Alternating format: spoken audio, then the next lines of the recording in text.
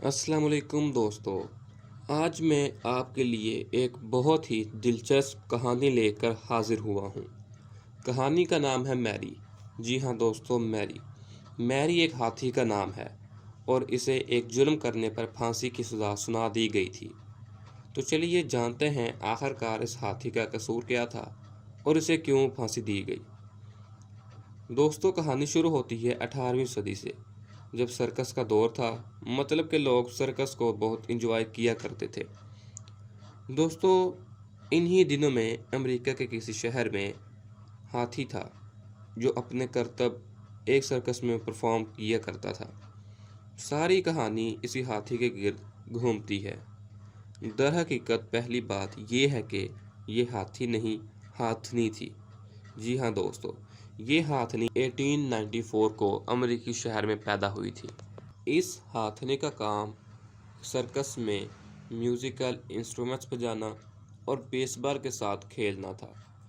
इसका कद 11 foot 9 inch जबकि वज़न 4500 किलो था। इसके मालिक का नाम चार्ली स्पार्क्स था, जो इससे ये करतब परफॉर्म करवाया करता था। एक दिन 11 सितंबर 1916 को एक शख्स जिसका नाम रेड एल्ड्रिच था, जो बेघर था, उसको सर्कस में एक नौकरी पर उस वक्त के मशहूर शो सर्कस स्पार्क्स ने रखा, जो कि मैरी का मालिक भी था। एल्ड्रिच को एलिफेंट कीपर के तौर पर रखा गया था, यानी कि वो जो भी उधर हाथी मौजूद थे उनकी सेवा किया करता था। यही शख्स बाद में मैरी के हाथों मारा गया। हुआ क्या, चलिए जानते हैं।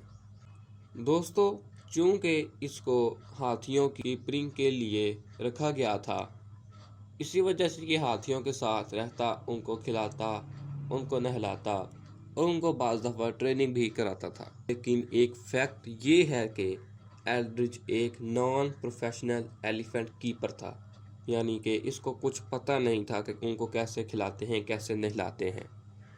अभी काम के तीसरे दिन ही मैरी ने इसका कत्ल कर दिया। चलिए जानते हैं कि ऐसा क्या हुआ उस दिन जब मैरी ने इसको अपने पांव तले दबा के कुचल कर मार दिया था। ने इसको किस तरह मारा, इसके बहुत सारे किस्से मशहूर हैं। लेकिन जो उस वक़्त एक शख्स उधर मौजूद था जब एल्ड्रिच मैरी को प्रैक्टिस करवा रहा था, उसकी पीठ के ऊपर चढ़कर, तब उस शख्स ने गवाही दी कि एल्ड्रिच हाथनी के ऊपर सवार था और उसको प्रैक्टिस करवा रहा था, तो सामने एक तरबूज आ गया। पता नहीं अब उस तरबूज के ऊपर हाथनी ने पाँव रखकर आगे चलना था या पता नहीं उसको साइड पे करके आगे जाना था। लेकिन हुआ कुछ यूं कि हाथनी ने वो तरबूज उठाकर खा लिया। ये देखकर एल्ड्रिच, जो हाथनी के ऊपर सवार था, उसको बहुत गुस्सा आया। उसने अपनी सोटी से, जो उसने अपने हाथ में पकड़ी हुई थी, वो हाथनी के ऊपर मारी और बहुत देर तक मारता रहा। इस पर हाथनी को गुस्सा आ गया। उसने एल्ड्रिच को उठा के नीचे मारा और उसके ऊपर अपना पाँव धर दिया और उसको कुचल दिया। दोस्तों, एक बात तो ये, जो कि उधर मौजूद एक गवाह ने दी, और बाकी किस्से भी मशहूर हैं। एल्ड्रिच हाथनी के ऊपर चढ़ा हुआ था और प्रैक्टिस करवा रहा था। पता नहीं क्या बात बनी कि हाथनी ने एल्ड्रिच को उछाला, 10 फीट तक उछाल कर नीचे फेंका और इसके ऊपर पाँव रखकर इसको मार दिया। लेकिन जो भी हो, एल्ड्रिच का मैरी ने कत्ल कर दिया। दोस्तों, ये बात देखते ही देखते बहुत मशहूर हो गई और इस हाथनी को कातिल करार दिया जाने लगा, क्योंकि इसने एल्ड्रिच के काम ज्वाइन करने के 2 दिन बाद ही इसका कत्ल कर दिया था। 13 सितंबर 1916 को मैरी ने एल्ड्रिच का कत्ल कर दिया था। खैर, देखते ही देखते जब ये बात मशहूर हो गई कि मैरी ने एल्ड्रिच का कत्ल कर दिया है, तो लोगों ने मैरी को कातिल करार देना शुरू कर दिया।